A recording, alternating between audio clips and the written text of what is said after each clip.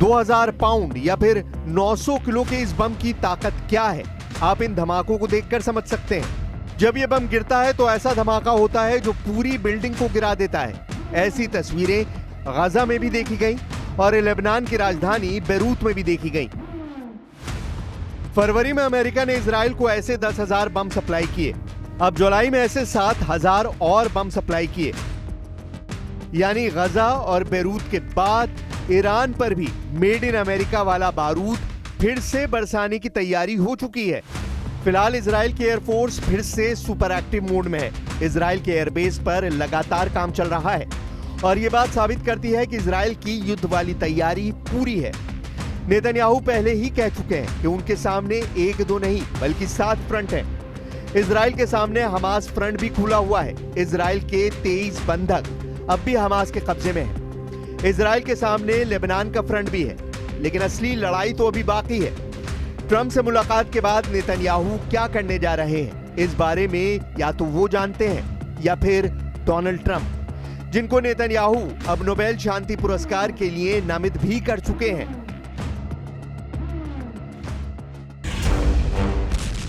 Tehran में ये धमाका देखिए, रेड लाइट पर खड़ी कारों के उड़ते हुए चीथड़े। इस धमाके ने माचिस की डिबिया की तरह सब कुछ तहस नहस कर दिया। 13 जून को शुरू हुए युद्ध की शुरुआत इजराइल ने ऐसे ही हमलों से की थी। इस धमाके को देखकर किसी के भी रोंगटे खड़े हो जाएंगे। ये तेहरान पर हमले का वीडियो है। अब इजराइल की ख्वाहिश बता रही है कि वो इस धमाके से 10 गुना ताकत वाला ब्लास्ट करना चाहता है। सवाल वही है कि इस बार टारगेट पर कौन है? क्या ईरान के सर्वोच्च नेता अली खामनेई है? क्या ईरान के राष्ट्रपति मसूद पेजिशकियान है? या फिर ईरान की मिलिट्री लीडरशिप है? ما دنبال جنگ نیستیم ولی اگه بخوان تجاوز کنن با قدرت جلوشون میستیم. ما نمیخوایم به جنگیم، از روز اولم گفتیم، ولی از جنگ هم هراس نداریم. तेहरान में हमास चीफ इस्माइल हानिया के मर्डर और लेबनान में पेजर अटैक के बाद खामनेई को एहसास हो गया था कि ऐसा हमला ईरान पर भी हो सकता है। इसीलिए मोसाद की ट्रैकिंग से बचने के लिए ईरान में बहुत बड़ा अलर्ट जारी किया गया। बड़े बड़े लीडर चाहे खुद मोबाइल और बाकी कम्युनिकेशन उपकरणों से तो दूर रहें, लेकिन मोसाद बहुत चालाक निकला। इजराइल की खुफिया एजेंसी ने ईरान की लीडरशिप को खत्म करने के लिए तमाम हाई प्रोफाइल लोगों के साथ चलने वाले या फिर उनके करीब रहने वाले बॉडीगार्ड्स और ड्राइवर या फिर अधिकारियों तक को मोसाद ट्रैक करता रहा। न्यूयॉर्क टाइम्स में छपी खबर में बताया गया है कि मोसाद लगातार ईरान के नेताओं, ईरान के कमांडरों और ईरान के परमाणु वैज्ञानिकों की लोकेशन ट्रैक कर रहा था। लेकिन इन सब की ट्रैकिंग इनके बॉडीगार्ड्स के फोन के जरिए की जा रही थी। इनके ड्राइवर्स की फोन लोकेशन इस्तेमाल की जा रही थी और इसी ट्रैकिंग के जरिए मोसाद ने इजरायली वायुसेना को टारगेट लोकेशन भेजी, जिसके बाद ईरान को एक के बाद एक ऐसे झटके लगे जिसमें उसकी पूरी मिलिट्री लीडरशिप लगभग खत्म हो गई और पॉलिटिकल लीडर्स पर भी हमला हुआ। 12 दिन के युद्ध के दौरान इजराइल के हमलों में ईरान के करीब 1100 लोगों की जान गई। इनमें उनके कई सैन्य कमांडर और वैज्ञानिक भी शामिल थे। यमन पर हुआ यह हमला बता रहा है कि इजराइल के तेवर खतरनाक हैं। इस हमले में यमन के प्रधानमंत्री समेत कई नेताओं को मार डाला गया। इजराइल ने यमन पर इस बड़े हमले के बाद बताने की कोशिश की है कि उसके टारगेट पर अब ईरान है। ऐसे में सवाल है कि क्या इजराइल और ईरान का युद्ध फिर से शुरू होने वाला है? इस धमाके में इजराइल ने अपनी नई फायर पावर दिखा दी है। यमन ने इजराइल का अब तक ऐसा हमला नहीं देखा था।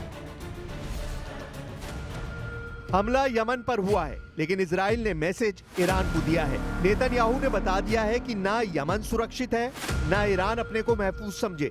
इस धमाके में इजराइल का ऑपरेशन तेहरान पार्ट 2 साफ साफ नजर आ रहा है।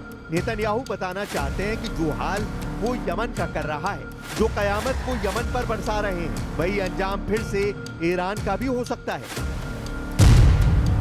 इजराइल ने यमन पर 15 मिनट के अंदर 30 एयर स्ट्राइक की है, यानी हर 30 सेकंड पर इजराइल का एक बंकर बस्टर बम राजधानी सना पर गिरा है।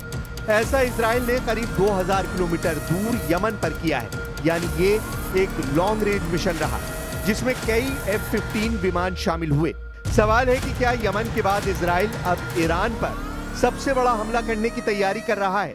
ऐसा अटैक जो 13 जून को तेहरान समेत ईरान के कई शहरों पर हुआ था। क्या ईरान में अब ऐसे धमाके होने वाले हैं जैसे यमन में हुए हैं? वैसे ईरान पर हमले के लिए नेतन्याहू को दुनिया का सबसे खतरनाक हथियार देने की मांग की जा चुकी है। अब इजराइल इस धमाके से 10 गुना ताकत वाला ब्लास्ट करना चाहता है। ऐसा सिग्नल अमेरिका से मिल चुका है और अगर ऐसा होता है तो ईरान अगली बार कई गुना ज्यादा ताकत से ऐसा जवाब देगा कि इजराइल और उसके साथी हैरान रह जाएंगे। ईरान की सेना के चीफ ऑफ स्टाफ ने कहा है कि उन्हें शक है कि इजराइल सीज फायर का उल्लंघन जरूर करेगा और अगर ऐसा होता है तो ईरान अगली बार कई गुना ज्यादा ताकत से ऐसा जवाब देगा कि इजराइल और उसके साथी हैरान रह जाएंगे। طرح بیچاره کننده را آماده کرده بودیم ولی با قطع درگیری فرصت اجرای اون پیش نیامد. اگر دوباره خطایی صورت گیرد این طرح اجرا خواهد شد. अब ईरान के तेवर बता रहे हैं कि उसकी मिसाइल फिर तैयार है और ईरान पर हमला हुआ तो फिर दहलेगा तेल अवीव और हाइफा। ये वार्निंग ईरान से लगातार आ रही है। ईरान के बड़े बड़े जनरल लगातार इजराइल को वार्निंग दे रहे हैं।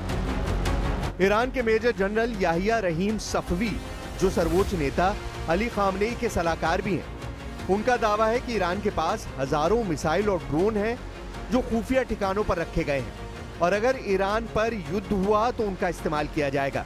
कह सकते हैं कि ये वार्निंग सीधा अली खामनेई की तरफ से आई है। ईरान बार बार ये दावा कर रहा है कि उसने 12 दिन के युद्ध में अब तक अपनी पूरी ताकत का इस्तेमाल नहीं किया है, ना ही अपनी नौसेना और IRGC की कुछ फोर्स को तैनात किया है और अगर दोबारा युद्ध ईरान पर थोपा गया तो इसका नतीजा इजराइल की संपूर्ण तबाही होगी।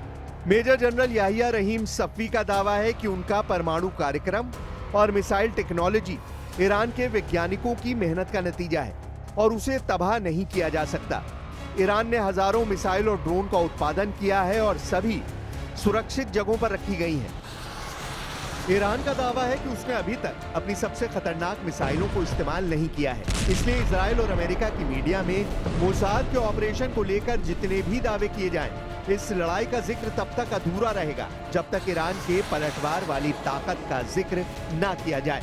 और सच ये है कि 12 दिन के युद्ध में ईरान ने बता दिया था कि वो अकेले अपने दम पर इजराइल, अमेरिका और नेटो देशों को टक्कर दे सकता है।